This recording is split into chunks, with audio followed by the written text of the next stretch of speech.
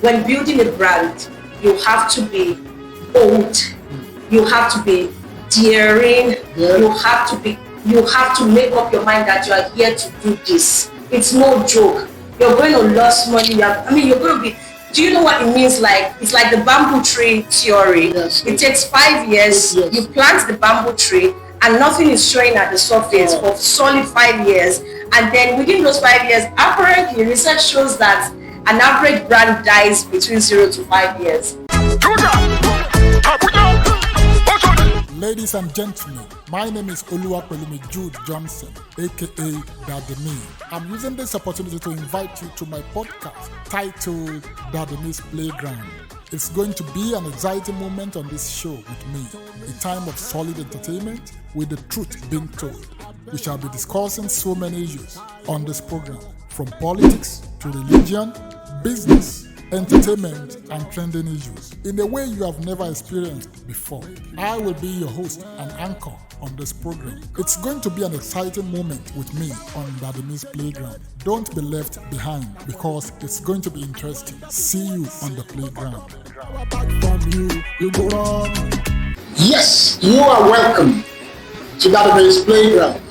Wherever you're watching from, it is DPG, DADDYMEE'S Playground.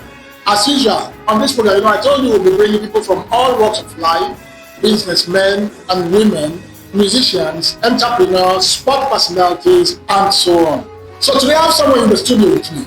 She is one of DPG's sponsors and partners. She's one of our sponsors and partners. She runs a fashion brand, and she's into everything shirts, from corporate to casual and unisex. Jdnahilie, an homegrown fashion brand, fast growing and building into a household name for all shirts needs. Join me welcome Josephine, the main strategist and technical lead, Jdnahilie. Good day, J. Hi, DADDYMEE. My name is Josephine, and thanks for having me, DADDYMEE.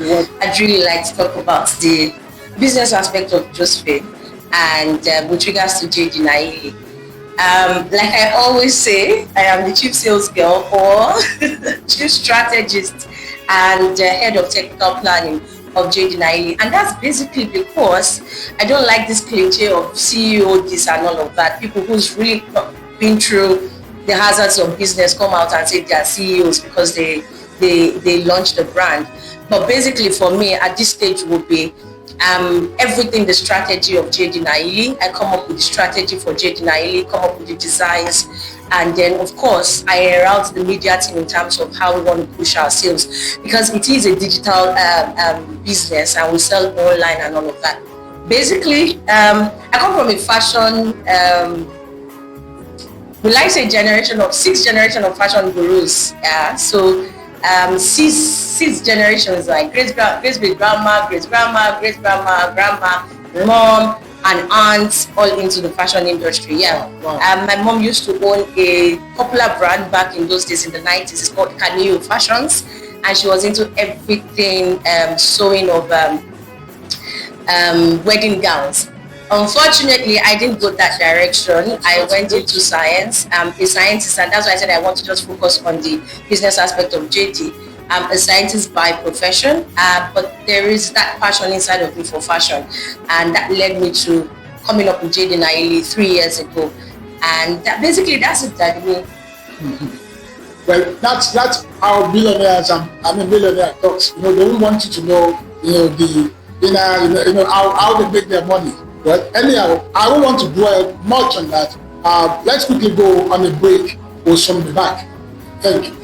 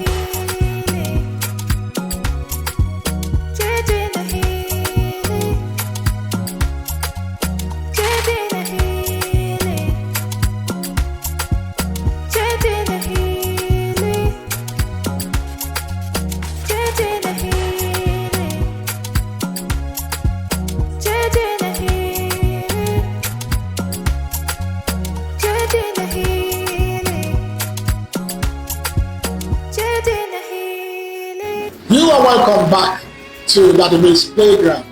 Just before we went on break, I introduced to you Jdnahilie. And the topic we'll be discussing today is Africans and the Made in Abroad complex. Africans and the Made in Abroad complex. Why our people love to put on the overseas, the foreign brand, neglecting the African or the locally made brands. Please, can you give us a quick overview of fashion history? Okay, thanks again for having me. And basically, I think what we'll be doing today, we may not be able to go deep dive into the whole fashion history and all, but I'll be giving us like excerpts from like an overview of the history of fashion. And basically, when you talk about history, you're saying something that has happened over time and the change over time. So it's going to be the designs, patterns, fabrics, textiles, adornments, everything we put on our body, and how it has evolved over time. And that's basically the whole history of fashion. So I'll take us way back, AD, Anno Domini, before Christ. AD and BC, that's before Christ, would be for Christians who believe that there was the Adam and there was the Eve. And when when God asked them what they had done and where they were, they said that they were naked. And then the first thing, the reflex that came was to cover up with leaves. So, and that was fashion basically. So would say fashion started from the Garden of Eden with Adam and Eve covering their bodies with leaves, and how has it evolved over time to you and I wearing the shirts of this world, the garments of this world, the gowns of this world, the coutures and everything that we have today. Basically, it's a very long walk from back in the days to today, and the history of fashion generally. So today we'll just be doing a little bit of deep dive into the history of fashion and just opening our eyes to some things that we probably didn't know before now, and helping us have a mind shift, a change of perspective when it comes to fashion, the things you should be looking out for, and not just the made in abroad craziness. Allow me to use that phrase. Thank you, Daddy. I would say something about Adam and Eve, when God came to them and they said, they used leaves to cover their body. Yeah. It reminds me of this, the last album show. AMDC, where they had different kind of stuff to do, to design, make clothes. So it's just like like a throwback to what happened, in the Garden of Eve. Exciting was how guys got very creative in this year's AMDC award, and I think one global fashion brand, I didn't see your one global fashion brand, I've lost track of his name now, really made point out to the fact that Africans are really taking over when it comes to fashion and creativity. Seriously, yeah. And the last AMVCA 2026 actually did point to that fact, where carpenters, plumbers, caterers came together, and they were quite creative in what they did. I saw the behind the scene of one of the dresses that was made, and pipes were being drilled and all of that, and one had millions of blades, literally blades put together as designs. And I think one had iron sponge. The creativity is crazy, and that just shows the history of where and how far we've come when it comes to fashion. Like from back in the days of, I still like to say that fashion started in the Garden of Eden with Adam and Eve covering themselves with leaves, and now back to the days now that we have almost everybody coming together to get creative when it comes to fashion. It's quite a massive topic. Thank you. So please, can you tell us the effect of colonialism on African with respect to global brand buyers versus locally bred brands? Okay, so thank you so much, Daddy. I get quite excited when I hear topics like this, and like I said, I hope that at the end of this clip that there's a mind shift and there's a change of perspective when it comes to our decision making in terms of what we decide to wear and where it should come from. Okay, so we all know that as Africans, majorly I'll be talking about Nigerian Africans and the effect of colonialism on us.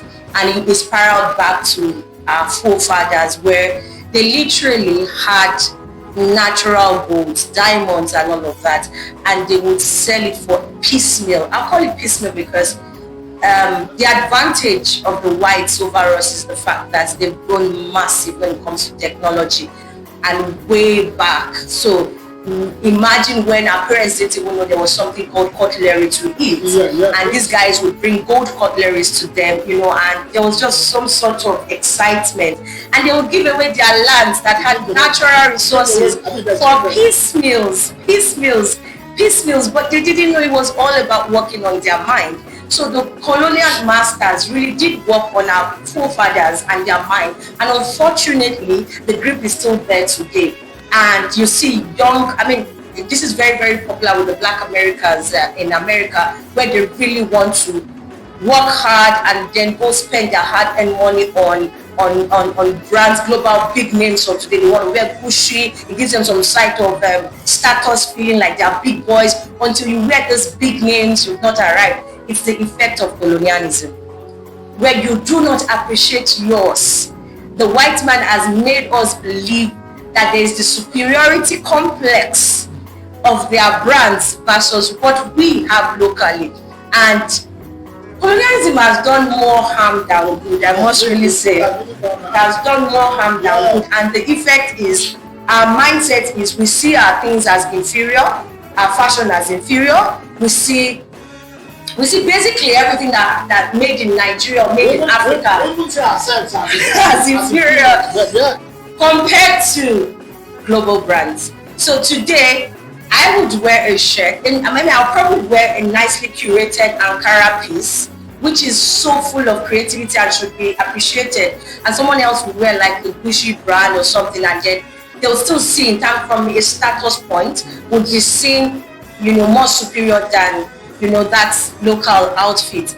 It's all about the mind. It's all about the mindset. It's all about the effect of colonialism on the Africans. And honestly speaking, I think African billionaires are beginning to change the narratives, where I think there was a conference one time, Tony Elumelu participated, I think in the US, and he was fully regaliated in the African piece, where they are trying to make that statement that we strongly believe in our own piece, we strongly believe in our own fashion. Our fashion actually matters, like Black lives too matters. So I think the whole colonialism thing, away from our forefathers, of making them feel inferior even as a person, or our locally bred brands, like making everything look inferior compared to the global brands. I think it's a thing that has strong hold on us over the years. And basically today's podcast, today's clip is just to help us open our minds. I absolutely agree that when it comes to technology, ways of doing things, these guys, the whites, have gone very, very far. Europeans have done well when it comes to technology, innovations, and improvements in all of this. However, the reason why we go abroad, the reason why we send our children to go study out there, is to go learn and improve. Because of course, we're still way behind when it comes to technology and some strong innovations. However, we should go to learn and come back to implement those knowledge. We should go to learn and then come back to implement those things that we've learned. And then this is how we can boost our own. I'll tell you something. Today, it is undoubtedly, unanimously agreed globally that when it comes to entertainment, Africa has taken over. Entertainment, Africa has taken over. And fashion, we are already making a statement that these guys are beginning to see that. I think these guys have come to stay. So in every set globally, Africa has come to take over in entertainment and fashion. So I see the colonialism effect on Africans gradually wading off. So the hold is there strongly, Daddymee. I'm not going to even shy away from the fact that an average youth would rather rock a global brand than proudly rock a local brand. It's there, but then it is upon us, the onus is upon us, that we also do a high level type of sensitization to help people appreciate themselves, help people appreciate their brands, help people appreciate their creativity. Because honestly speaking, Africans are talented, massively talented, and I dare to say most of the global powerhouses today are being led by Africans. Okay, so the time is now that we begin to honor, respect, appreciate everything that we do locally, especially with regards to fashion. Thank you. So that means we also need to work on our mindset, as in to be able to free, just like what philosophy said, free yourself from colonial slavery. Well, we'll quickly go on break. We'll soon be back after this time out.